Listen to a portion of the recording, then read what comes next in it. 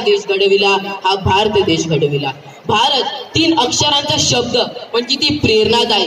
तुम्हा आम्हा प्रत्येकाच्या रोमा रोमात नसा नसात नव्हे तर रक्ताच्या प्रत्येक थेंबात थेंबात चैतन्य प्रज्वलित करत असणारा या भारताचा आज आपण 69वा प्रजासत्ताक दिन साजरा करत आहोत।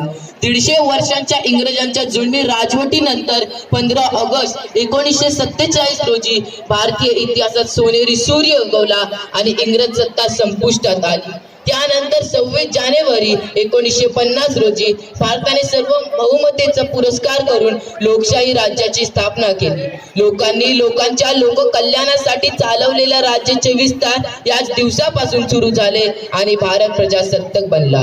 भारत स्वतंत्र झाल्यावर संविधान लिहिले गेले। भारतीय घटनेचे शिल्पकार डॉक्टर बाबासाहेब आंबेडकर हे मसुदा समितीचे अध्यक्ष होते।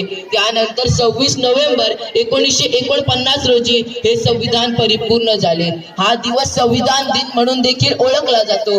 त्यानंतर 26 जानेवारी 1950 रोजी भारताने लोकशाही पद्धती स्वीकार केली आणि या शुभ निर्णयाचे औचित्य साधूनच आपण आजचा दिवस प्रजासत्ताक दिन म्हणून साजरा करतो।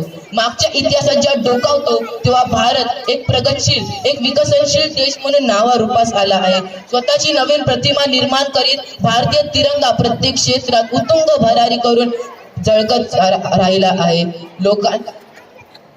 मागच्या इतिहासात डोकावतो तेव्हा भारत एक प्रगतशील देश म्हणून नावारूपास आला आहे। आजची स्थिती पाहून आपण सर्वांना एक गोष्ट नित्य करायला पाहिजे, गरीब जनता अधिकच गरीब होत चालली आहे तर श्रीमंत सावकार अधिकच श्रीमंत बनत चालले आहेत। या सर्व थांबवण्यासाठी आपण सर्वांना सिकंदरांचा आदर्श डोळ्यासमोर ठेवला पाहिजे।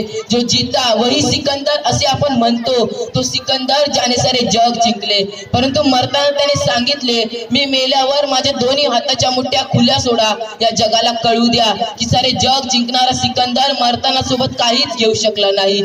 आणि म्हणूनच गरजेपुरतं धन जमवा, दान धर्म करा आणि या देशाच्या विकासाला सहभागी व्हा।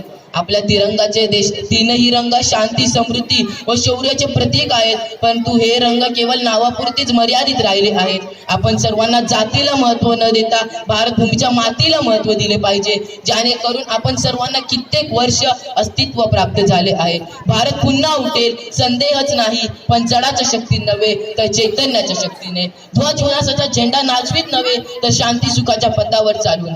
काही दिवसांपूर्वीच आपण तिळगुळ देऊन एकमेकांना गोड बोलण्याचे वचन दिले आहे।